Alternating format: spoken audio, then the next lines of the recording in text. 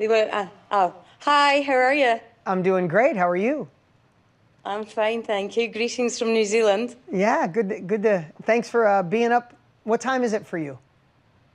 It's 6 in the morning. Great. Well, thank you for being here with us for this inner circle. So, Lindsay, I'm going to read your question, but if it modified or changed at all, let me know. You said, in your hardest business moments, how do you tell the difference between a pivot, assigned to pivot, or a test of your perseverance? What a great question. And I think we've all faced that at one moment of our lives, especially if you guys are here. So many of you have pivoted and shifted to come into something new, do something you've never done before, do something that was uncomfortable at first, right? It's like, do I need more perseverance or do I need to shift again or pivot? So love that question, but maybe you can give me a little more context. Yeah, so as you know, I coach marketing communication leaders and I coach them to lead in terms of who they are. So who they are is how they lead.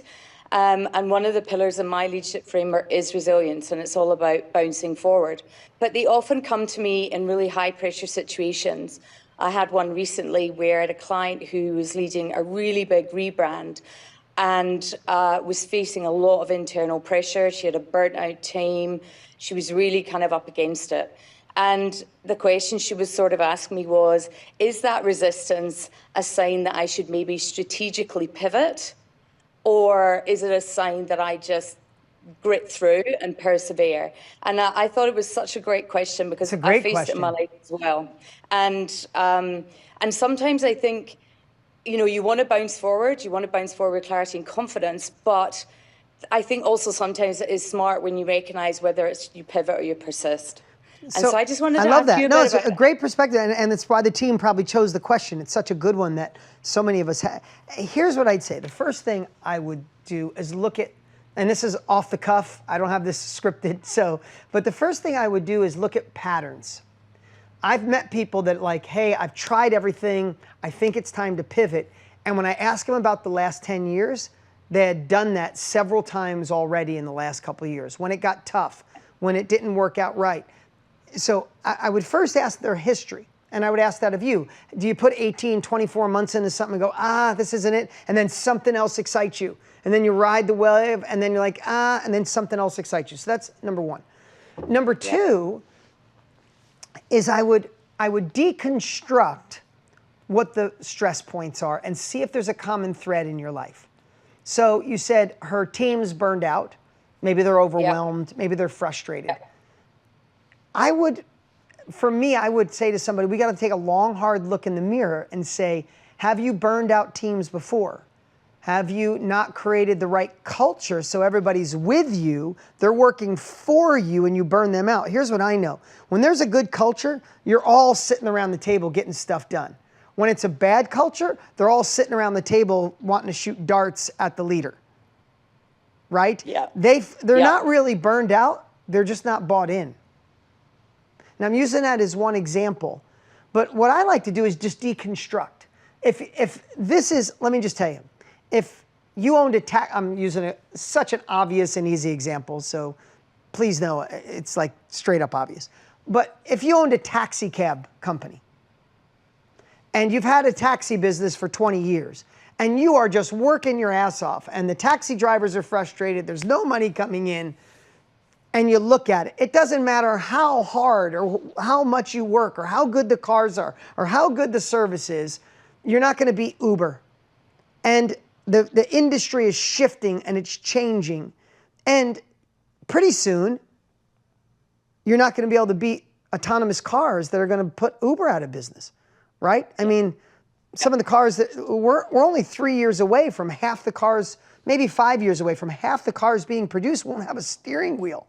I mean, I'm just saying that. So my whole thought is, if you're an Uber driver right now thinking, I'm going to buy 20 cars and hire 20 drivers, that might be resistance that you don't want to go against. That's time to pivot, right? You might be thinking of buying, the new cars. So there's two different, so how I would approach that with her and with any of you is, what is the past history? Do you have a habit of giving up at a certain time? Or are you all in, but the industry is shifting, right? Secondly, if it isn't an industry that's shifting, if it is a need, if you were once successful and that need is still there, what are the gaps causing the frustration, right? Is it leadership? Some people are amazing with 3 employees. And Lindsay, I know from the coaching that you've done, I'm sure you see people that are great by themselves. They're great with 2 or 3 people. Put 10 employees, 20 employees, and they break apart. They fall apart. And they feel like, I can't handle everybody. Everybody lets me down. Like you hear people say, people suck. You know what that shows me? Is when people say, a leader says people suck, that means they were a great manager. They were a great project manager. They might be a great innovator, but they haven't learned the human condition of how to be a real leader. So when someone says people suck, I say, you can't hire anybody good anymore. I usually suggest them to go read some leadership books and understand. It's often because their emotional resilience isn't there either.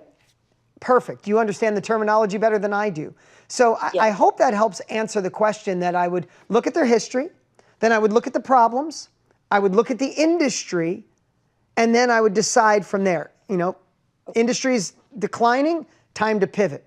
Industry's exploding, and you're already in it, and you have knowledge, then we got to figure out the problems to take off the constraints.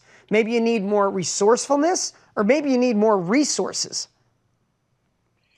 And I think the other problem, if I may, that comes on top of that here is that often marketing communication leaders are stereotyped as the colouring in department, and they're not really recognised as a business leadership discipline.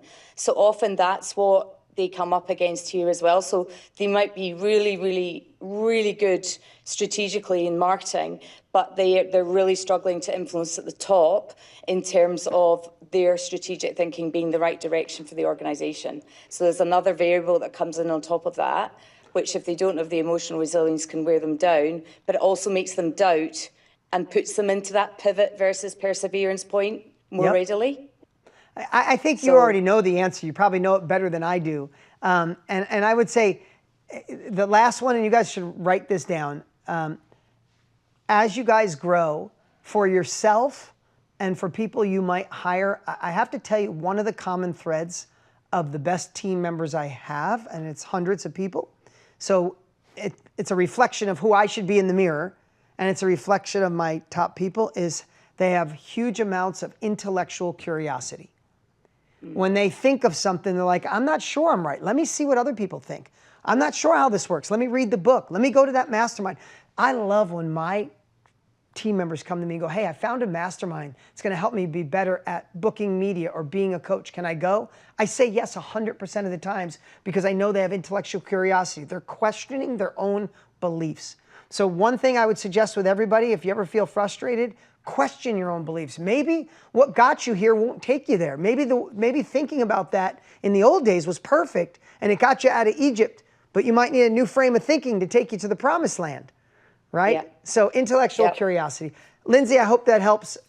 I look forward to seeing you next time. Everybody give it up for Lindsay. Thanks so much. See you guys.